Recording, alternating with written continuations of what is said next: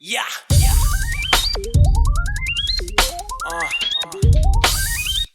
Hey yo, man, it's your time. Man, fuck poverty. Get this money, man. What the fuck you gotta do, you know what I'm saying? I can tell you're mad at me just by how your face look. What's up, everybody? Welcome to the Film Leroy the Judgmental Podcast, What's up, everybody? It's your boy Phil. and I'm Leroy. Well, we're going to do an all sports episode this episode, and we're going to start off with the first person in sports, the most popular person in sports now, our girl Caitlin Clark. Now, Caitlin Clark, she's been put on the Olympic roster, which was a good move on their part by putting her on the roster.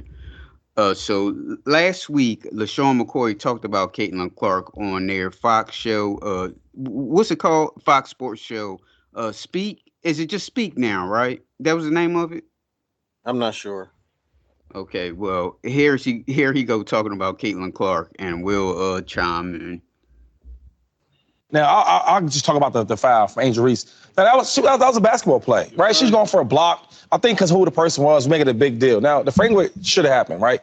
I think that, Yeah, it was a flagrant foul, and I didn't see anything wrong with it either because that's in play of basketball. That hip check shit that girl did on her, I disagree with that one. Yeah. So the hip check was kind of personal. I would like to know what led up to that because I'm pretty sure something led up to that because she was saying something to her first before she did it.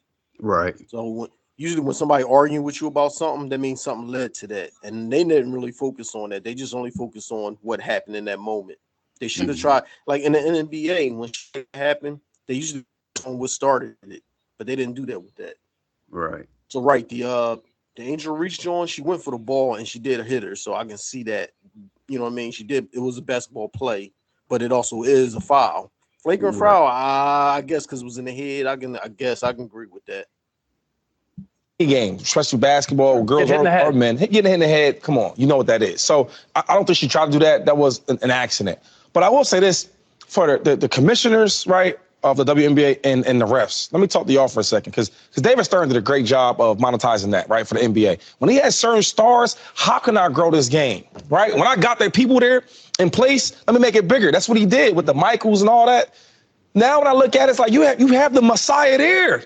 Nobody was watching women's basketball. No one's watching it. Yeah, but Shady, Hold Michael up. Jordan took his beating. He didn't fix it right away. Okay, but did they fix it? They fixed it eventually. Right. So my thing is, when I watch this game, right? So I watch this game. I seen the foul and all that. And I'm thinking like, okay, there's certain times where the ref's calling a certain foul on her or the ref is calling a walk. Like all the small little things, my ref, bro. Nobody's here to see you though, right?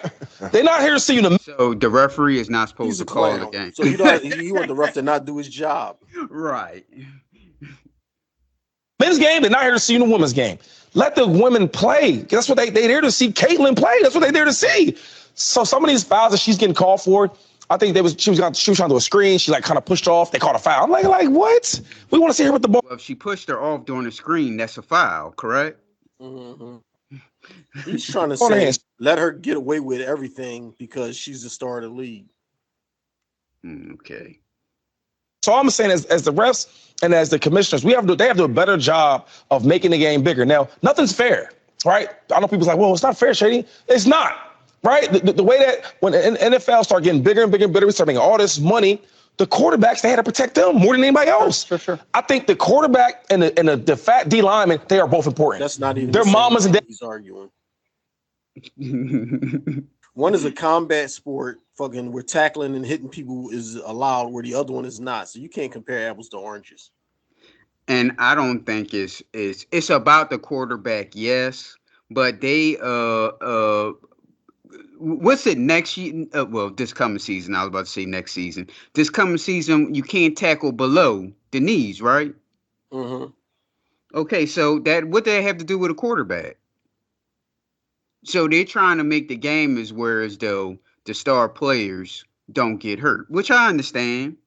Where the star players don't get hurt like that, because that's what you're there to see. You're there to see your favorite running back or your favorite wide receiver, right. And you don't want him to get hit low, you know. Mm-hmm.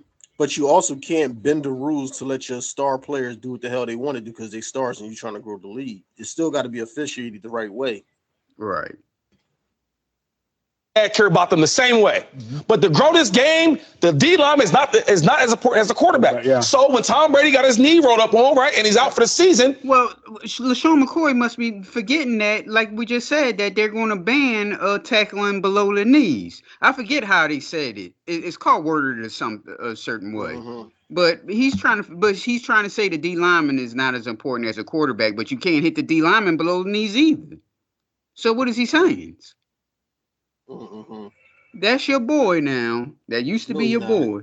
No, as a player, I always give him his props as a player. I liked him as a player. But outside of that, as like a person, the way he talk and his mindset, he is trash. And there's no more Tom Brady of the whole year. Who loses out? The league loses out. So now when you have a Tom Brady or Michael Jordan wearing 22, right, for the Fever, Caitlin, you got to monetize that and make sure that she is protected enough. Now, I'm not saying that like she should just have a cover over her. You can't do nothing to her. I'm not saying that. But I am saying that, yes, it should be certain calls that she should get. It should be certain calls that you shouldn't call on her. And on certain fouls, you need to call it right away to send a message to everybody else in the league. Because if you don't, and this girl gets mad enough where, you know what, I don't have the passion for the game no more. You know what? I don't let us get no more. You know what? I want her to get out of here. Mm-hmm. If she do that, we all lose. Yeah. And fouls on Caitlin are more significant. If Caitlin goes down yesterday with a concussion, that's vastly different than any of the other ones. Because I'm not watching. The W. Oh, she not playing? She not in the lineup? I'm not watching. Let's go. Who? First off, who believes Shady is watching anyway? That's what I was about to say. He wasn't watching cut shit. it out. He just saw the highlights, and that's it. He wasn't sitting there. Oh goodness, the Fever is playing. Let me watch. Right. You can watch the ESPN highlights up and get kind of the gist of the game.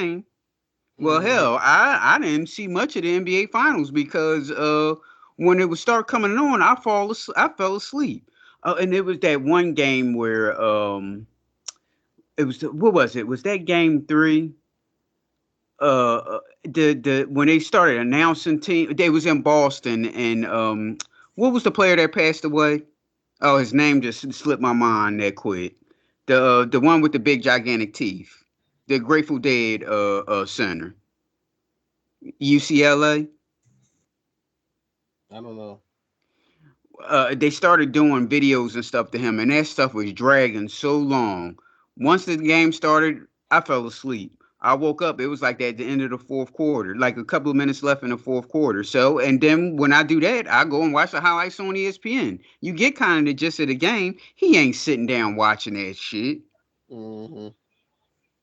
That's why I don't understand why these old men is talking about this shit all the time. Stephen A. and all of them sit around and talk about. You don't watch that. Knock it off. Quick, to win a rookie award this year, right? I think it's Caitlin is favorite, right? She's the less bet on. I was like, why the hell is that? So I go check the numbers out. You know, I like to gamble. She's minus 1,000 to win it. Yeah. So everybody named Mom. So you like to gamble. You're going to bet on if she wins Rookie of the Year. If he do that, then he is a degenerate gambler. But their cousin, their sister, their brother is all betting on her to win this award. That's how important this girl is. Don't mess this thing up. Do not. You already did it with the USA team. You messed that up already. Well, she's on the team now. Right?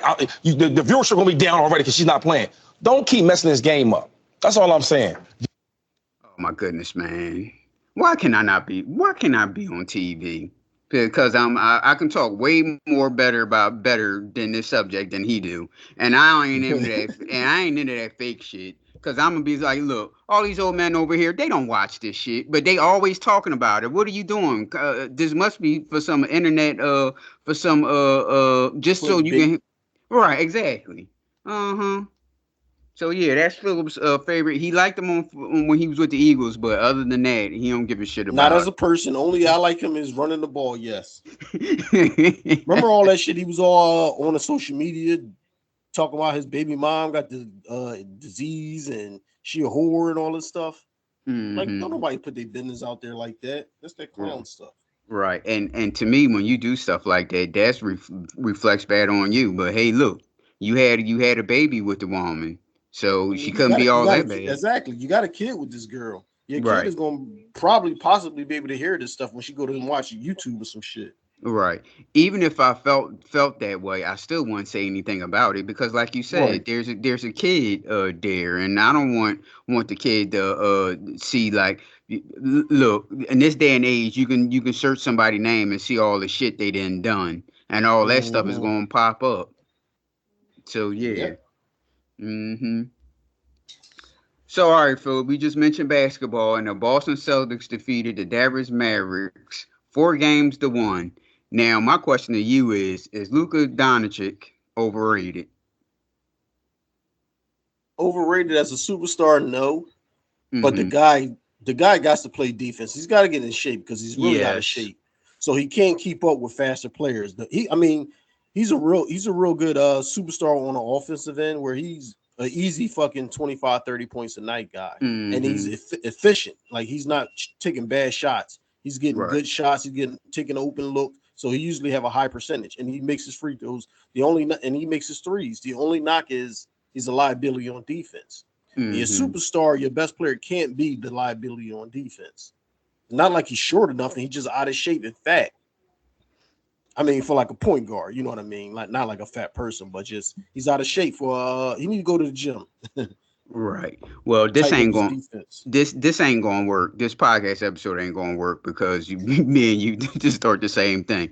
Offensively, the guy's just awesome because it's these guys that's just like super athletic, and if for some reason they can't stop his slow ass. Because he's Defensive, smart. He got a high basketball IQ. So that's why, like you said, these guys are faster, quicker than him, but they can't stop him because he's smart with the ball. He know when right, to shoot it and when to drive and when to give it up.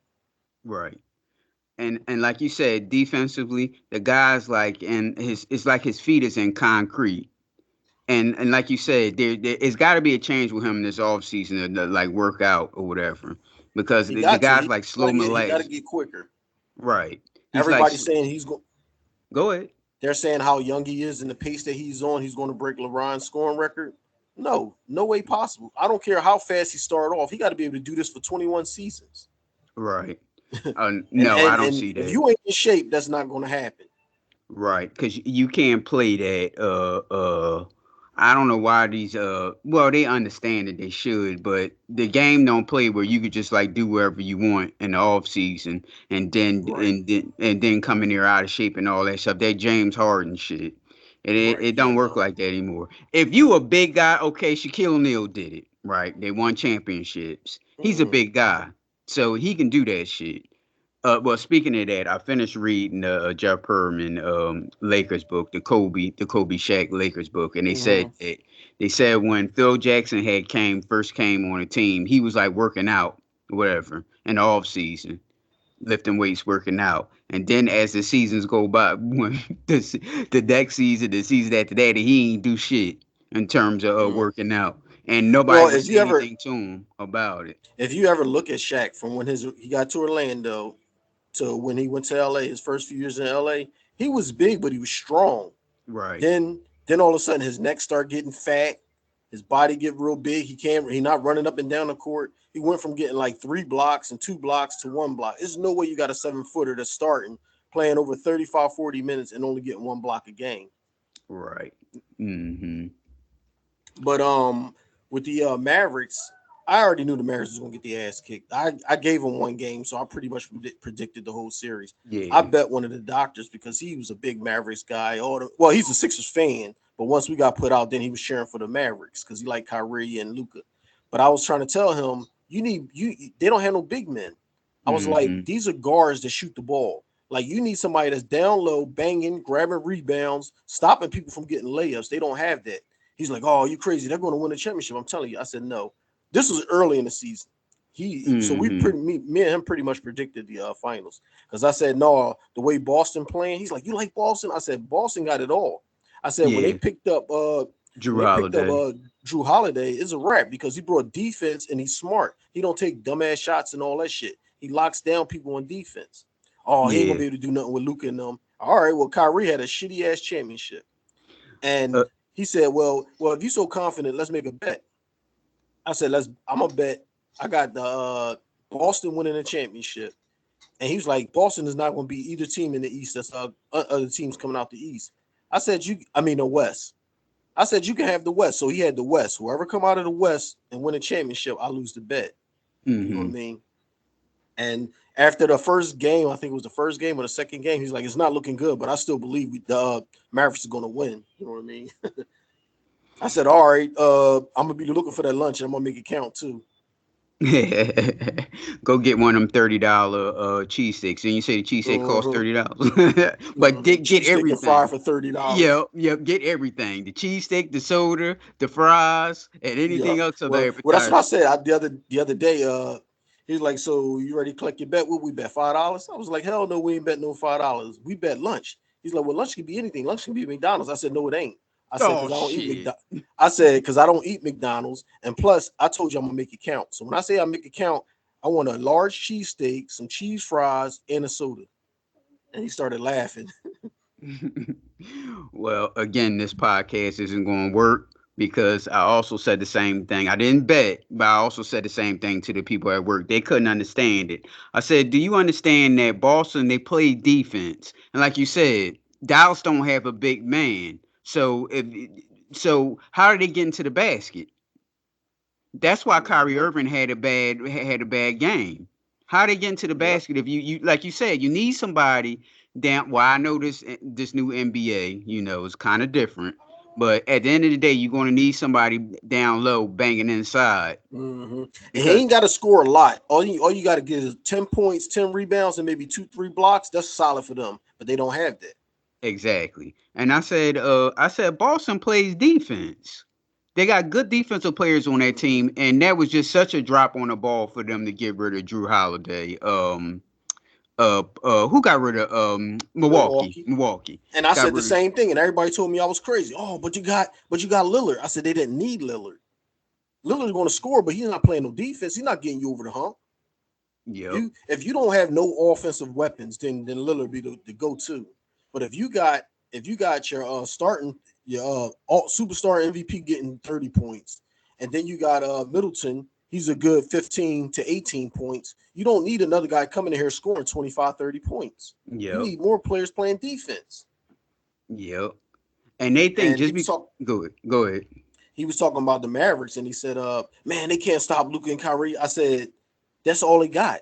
I said, They messed up because Tim Hardaway Jr. was balling real good. They put him on the bench. He can't get no clock. Now the series over, you want to start giving him clock again. And then I said, you don't got to stop Luka and Kyrie. All you got to do is stop one of them. You stop one of them, it's a wrap. And that's what they did. Yep. Okay, Luka was getting off every night. He's doing it by himself in a losing effort. That's old school defensive basketball. Yeah. You let one guy get off and everybody else you shut down. I don't know. I don't understand why these teams think just because you bring another scorer on a team, like you're just going to automatically win. It don't work like that. Especially these guys that will gun and shoot all the time. It don't work like that. It's not going to work like that. You'll be fighting over the basketball. If that's the case, James Harden will be like a 3-time, 4-time champion. Mm-hmm. And he was like, oh, man, sometime Drew Holiday will get like 12 points. Lillard going to get you 25 a night. I said, that don't matter to me. You know what I mean? Right. And here you go. Drew Holiday playing shutdown defense, playing smart ball, and getting you 12 points, and y'all getting easy wins. Yep. Mm-hmm. Well, we're talking about basketball now, and we have our 76ers free agents. Now, the Eagles. The Phillies have the Eagles, the Phillies. The Sixers have $50 million in salary cap space this year. Now we have $60 million. Sorry. Now here's a list of the free agents that the Sixers have, and you say yes, keep them, or no, get rid of them. And I'm 100% sure I know what you're going to say when I say this. Tariq Maxey will be a free agent, but they're restricted free agents, so they can so we're going to skip him. We have Tobias Harris. It's been real. Trying to hit the road. And I definitely, if I could bring him back on like a minimum wage, low tier contract to sit the bench, come off the bench if he hot, then I would do that. But as far as like re-sign him to starter money, no. Okay. You got Buddy Hield. And see, I was a Buddy Hield fan because he can shoot. Our coach did a horrible job of using him and getting him, accustomed to the offense and stuff. Some games he played no minutes, then other games he played a lot of minutes. Even in the playoffs, he had a hot first half, hitting everything could move, and then he set him for damn near the whole third quarter. Mm-hmm. So, if I was Buddy Hill, I wouldn't want to come back under this coach. But I like Buddy Hill's game. He's a shooter. If he's open, he's going to make it. He's a spot up shooter. He can't. He's not really the guy that's going to put the ball down and create a shot. But you don't need that because you got Embiid and you got Maxey. Right. He's supposed to fit perfect with us. A spot up shooter that they gotta know where he at on the floor. And if he's there, he's going to knock it down if it's an open shot. Except we never established him as part of our rotation like that. Right. So if Buddy Hill won a lot of money, I would just let him walk. But if I can re-sign him to a lower contract, I would get him. If I was Buddy Hill, I wouldn't sign with the Sixers. Nicholas Bynum. I like Bynum because he played good defense and he can hit the open jumper. So yeah, I would bring him back. Now, when I say bring these guys back, I don't mean break the bank. If another team offering more, then buy. Okay. Our old boy Robert Covington. I always was a fan of Covington's. He plays good defense and he can shoot, so I like him. No big contract, but if I could bring him back, he didn't really I think he got hurt, so he didn't really play that much. Yes. So I would give him another run. DeAnthony Melton.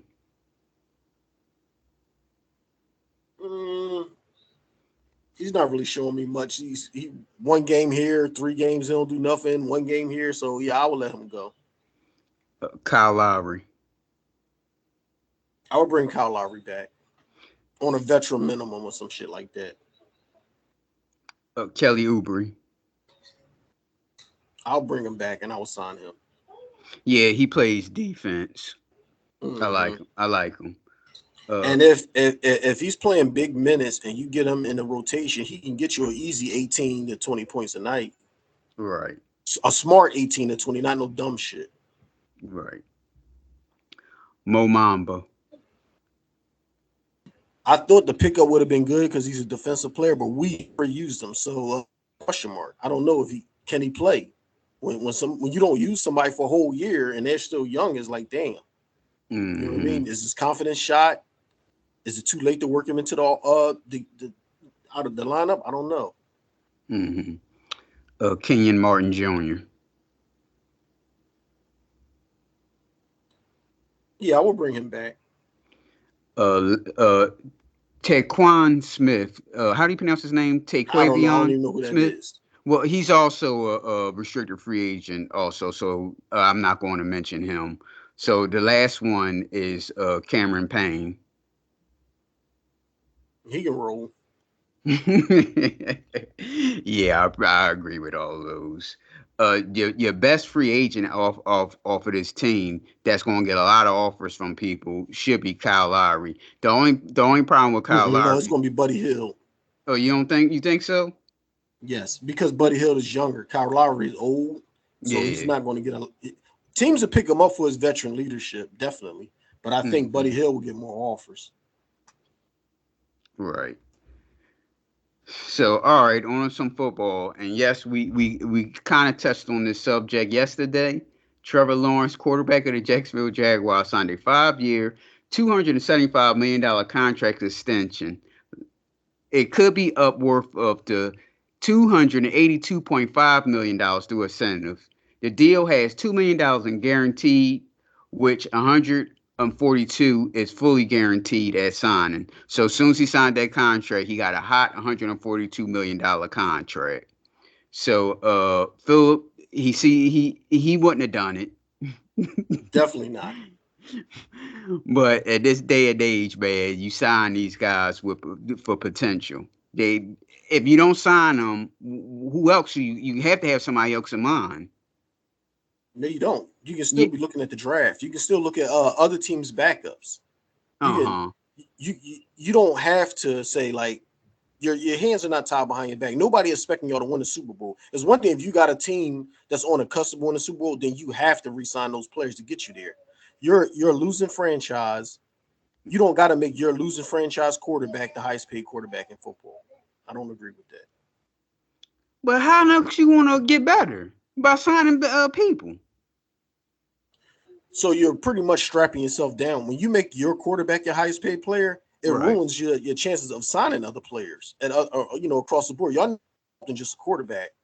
Yeah, but that's true what you said. But every team has if you're a starting quarterback, you there's a certain amount that you should get as a starting quarterback in the league. Right. So what you trying to say? So like if he's due for a contract, I understand giving him a contract. I don't know, is the money as not made him the highest paid quarterback. He hasn't done nothing to earn that. So now you're strapping your team. Your team is already young, inexperienced, a losing franchise where you need a lot of pieces across the board. So you're going to make your quarterback that's only started 3 seasons the highest paid quarterback in the league. It's one thing if his trajectory was always on the rise up, but last year was a down year for him compared to the year before. So the jury's still out as if he's going to be a star in this league. So I can't give him a guarantee. I mean, he'll get a guaranteed contract, but I can't make him the highest paid quarterback. Right. See, I think that you got to get him something. You got to give him something. No, I agree with that. I agree with something. But my thing is, he wasn't a free agent, so you still had 1 or 2 years left. You didn't have to do this. Yeah, but you don't want to get to a point where as though he on the last year of his contract, and let's say if he do become an All-Pro or get into the Pro Bowl, then he's going to want more than $275. Right. So first off, you don't know what he wants because every time a quarterback like him sets the market, now he's the highest paid with shitty numbers. So the next guy up is going to say, well, shit, my number's crushing his. I got to get paid more than him. So that's how it keeps, inflating the numbers. Yeah, because Dak is up. The Packers quarterback. Love. Yeah, and someone else is too. Someone else is going to be a free agent. Now they're going to get more than just 270. Well, I don't know about Love, but if Dak have a good season, he's going to want more than 275.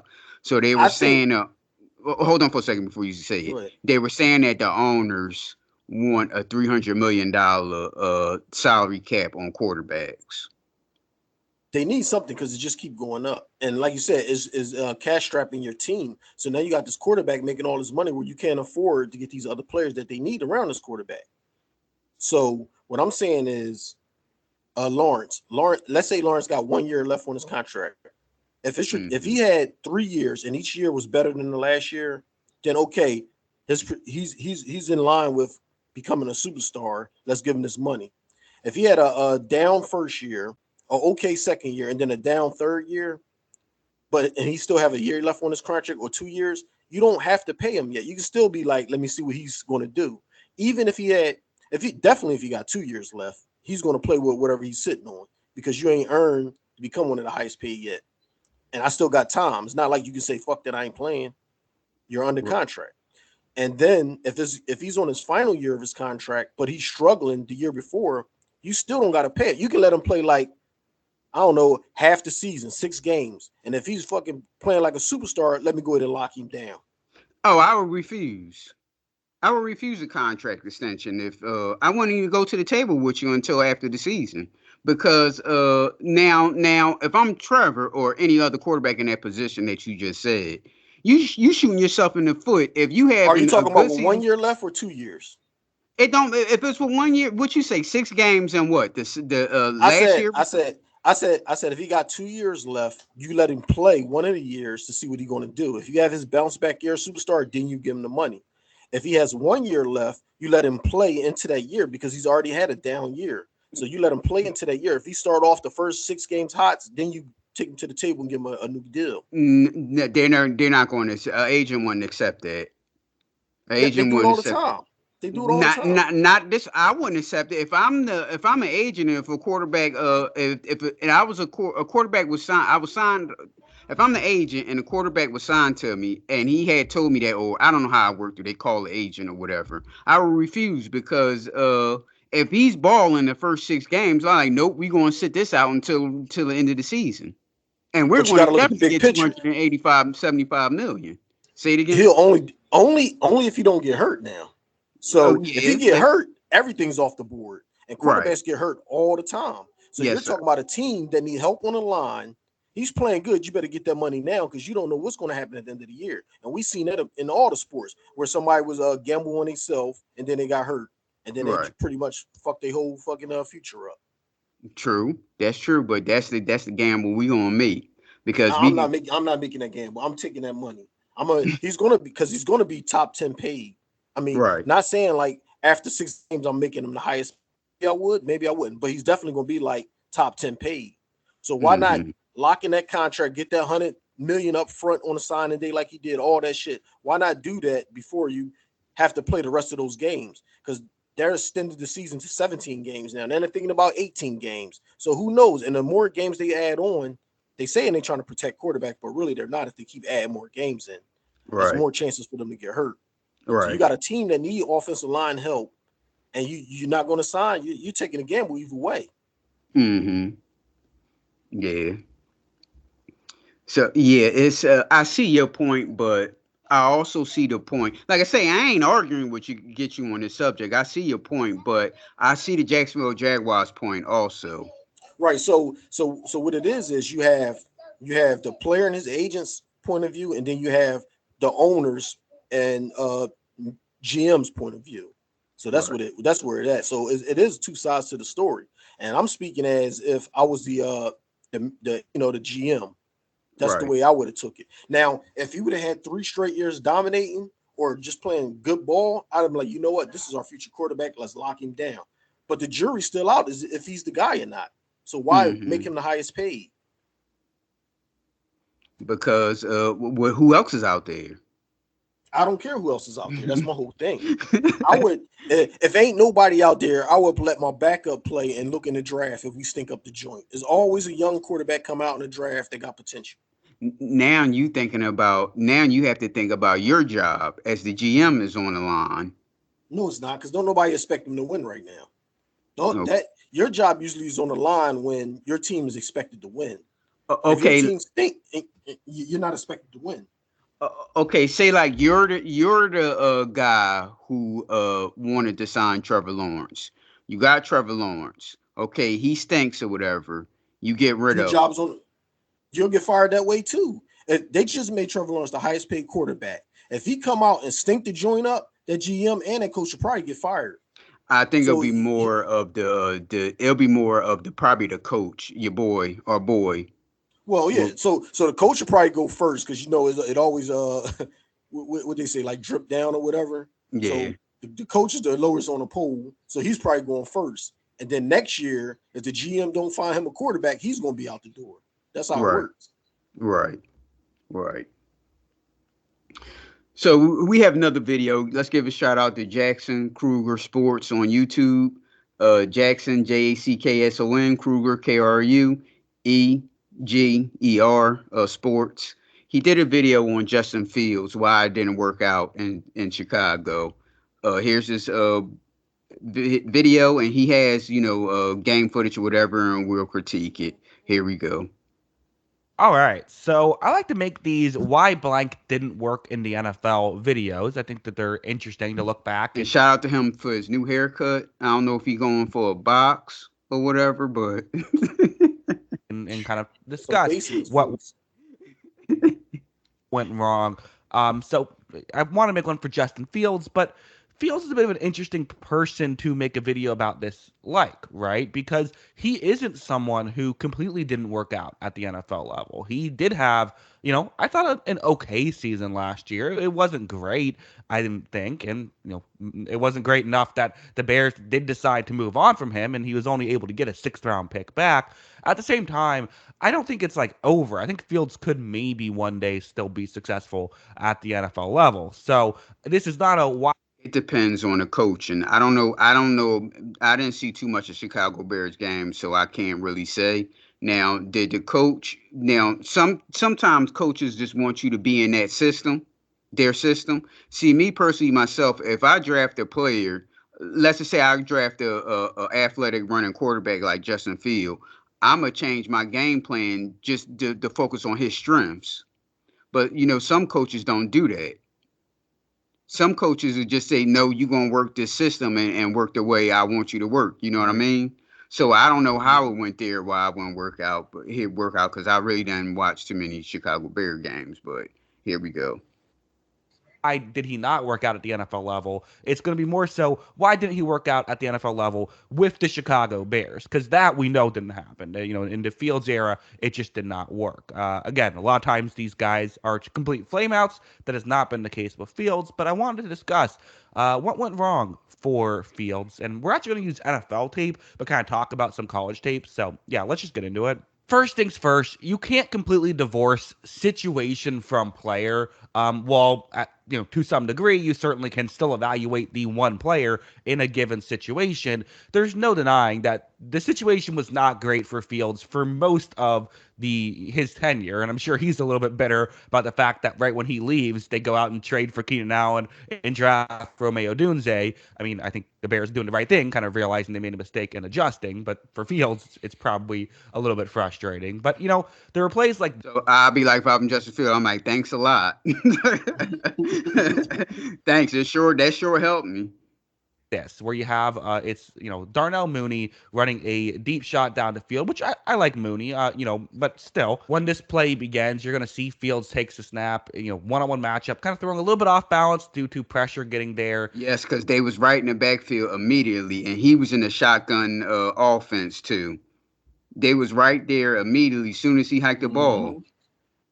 And this isn't very open. And again, Cleveland Browns defense did this to a lot of good receiving cores last year of not giving up too much of a window. But that's the situation. Fields does make this throw, and it's just a bit off. And listen, you could certainly sit here and say, well, if that throw was a little bit, not quite as far, could that maybe be a completion? You can make that argument for sure. But I guess my counter argument to that is, you're putting Fields in tough situations. No wonder his hit rate is going to be lower than someone who's in better situations. If you have wide open receivers, you're going to just hit them more frequently. Let's just be honest. No, the wide receiver didn't get a chance. Justin had to throw that football right away or he'd have been sacked.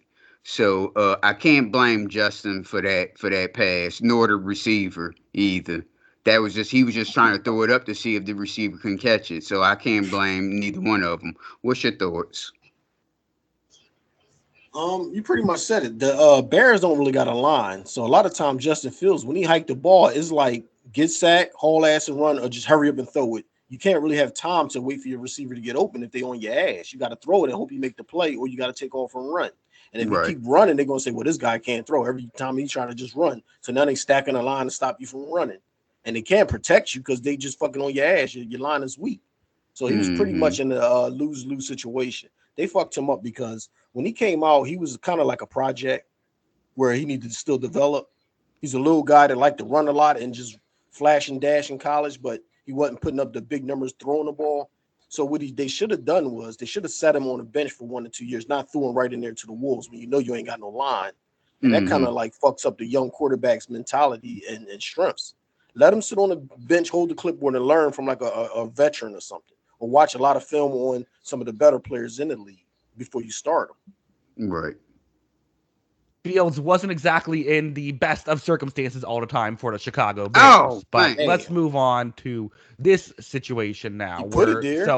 A lot to unpack here. You see it's zone coverage that the Cleveland Browns are in, and you see the concept on the screen that the Bears will be running.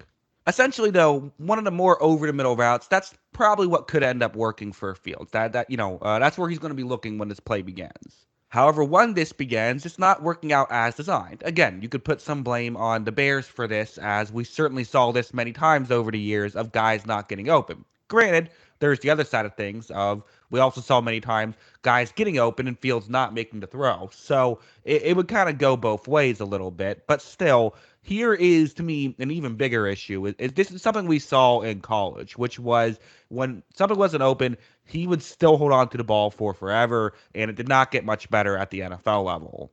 As you see, he holds on to the ball. No, sir. Hold the ball too long. That shit clapped so fast on him. Right, but he's forgetting that it's 3rd and 8. And yeah, those receivers was open, but they were short. They would have been short, and he's trying to get the first down. So what is he supposed to do?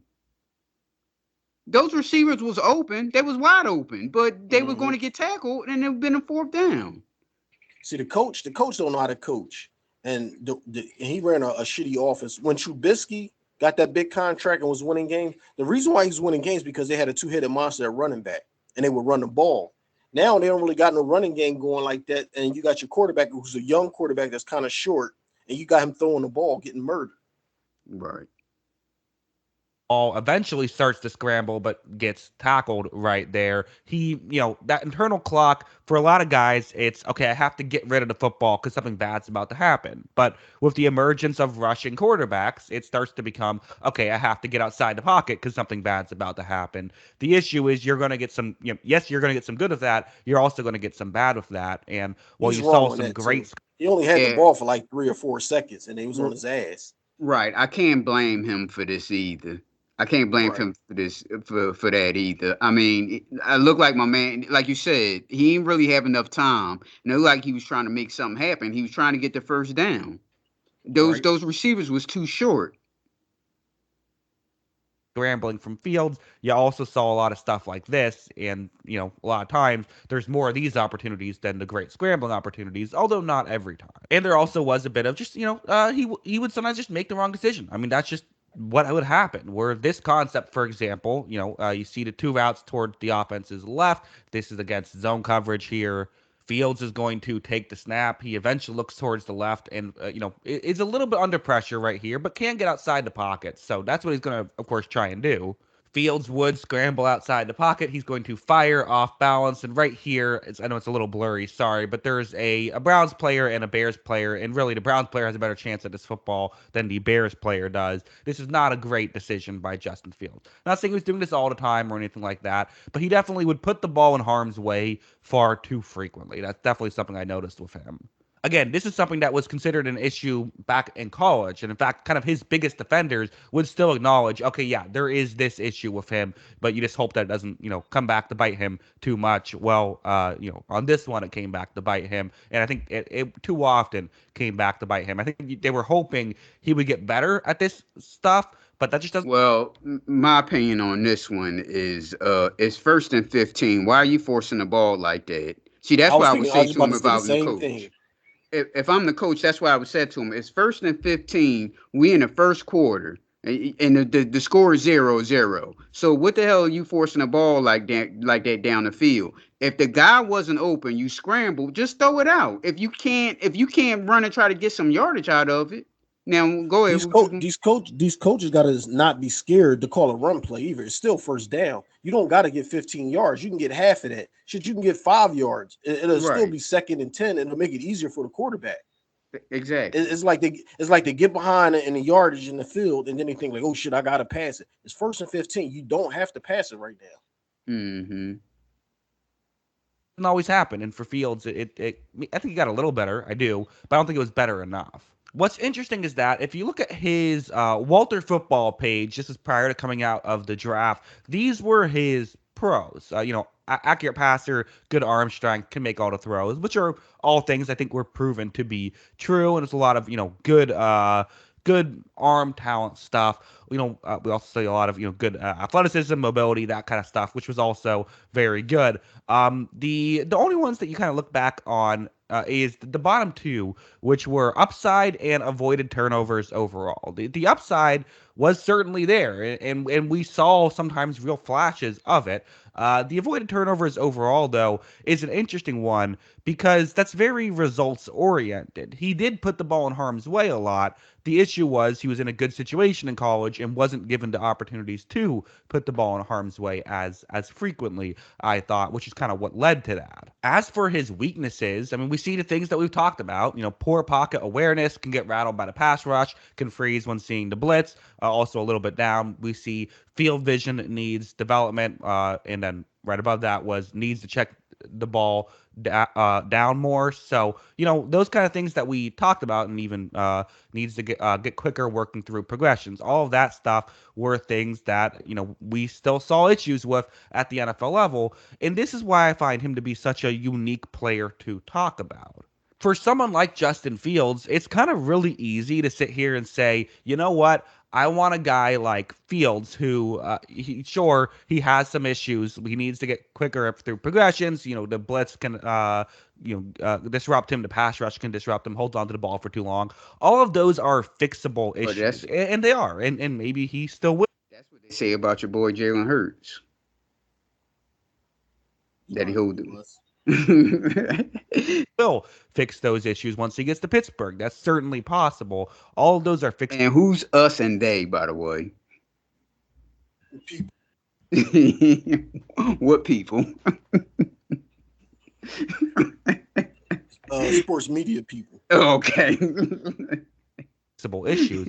At the same time, though, for Field, it's sort of like, just because those are fixable issues doesn't mean they always get fixed. That also doesn't mean you shouldn't draft a player like Fields, because there was the upside. There is the athleticism and the arm talent. And if he did get better at those things that he was not great at, he could have been a legitimate star in this league. So I actually think that even though I was a bit lower on Fields, I think if Fields... How can you be a star if you got a shitty offensive line? Well, it's almost like how we was just talking about Trevor Lawrence. So they're both 25. They both played 3 years in the league. I guess they're saying Justin Fields had his 3 years to show us something, so he's done. And the other guy had his 3 years, didn't show nothing, but now he's the highest paid. funny how the world works, ain't it? Out today, as I came out of college today, I would sit here and say, I would personally like him more as a prospect. I think, just given how I view quarterbacks now, of hey, there's a real benefit towards just drafting a guy who is a great athlete. It could work out. That being said, I think it's also fair to say you can't just assume you're going to get better at stuff. You can't just assume things are going to get better. I think Fields got a little better at all this stuff, but it just wasn't enough. So just because someone has, a flaw that is maybe more mental than physical doesn't mean that it's going to be fixed, just because it could be, is kind of, I think, the main point with Fields. But hey, it could be fixed. There still is time left. His career is not done yet, but for Chicago, it did not work out. But yeah, those are my thoughts. What are yours? Let me know in the comments below. Always love hearing from y'all. Now, in your opinion, does he have another shot? Probably not. Mm-hmm. I mean, he's with Pittsburgh, right? Yes. So he's got a chance. I mean, what's going to happen is he's probably not the starter. Mm-hmm. If the starter get hurt and he come in and shine, then that's his opportunity right there. But if it don't work out, then in his first year or second year in Pittsburgh, then it's pretty much a wrap. Right. You don't get too many opportunities to be a star in this league. Like, you know what I mean? Certain people, they get a longer leash. But other than that, that's why I said he should have sat the bench his first year. The Bears, it don't matter who you put on the Bears until you build that line and get them a nice running game, and a coach is going to use the running game to take the pressure off the quarterback, they're going to lose. Right. I don't know where they got this thing going now where when you draft a rookie quarterback that's high in the draft, they like automatically got to start right away. And these shit ever like look at Love. Love sat on the bench, and when he got his chance, he's fucking balling out. And it goes even back with Aaron Rodgers. He said his bench, like, there's nothing wrong with sitting a young quarterback on the bench and letting them learn. Right. It's like I guess they feel as though, well, they got rookie contracts, so they're not hitting the bank. Right. But if you got a high draft pick, 9 times out of 10 you were on a bad football team. So why would you thrust this young man out there like that? Like what the Jets did. Like the Jets did. The Jets ruined that young bull. Right. The Jets always was shitty. You want to throw this young man out there, and what makes you think that he was going to win you games? Mm-hmm. Yeah, I don't know. Well, all right, y'all. You can reach the Judgementals on Facebook, TikTok, Twitter at pnljudgementals. Oh, also at YouTube at pnljudgementals. Subscribe to our YouTube. And you can email us at pnljudgemental@gmail.com. So, all right, Phil. All right, y'all. Peace out. Not my Facebook comments on my photos. That's why I stay on the low. Most of y'all is associates, so I be on my dolo. Hold up, woke that, whoa, hold the phone. You think all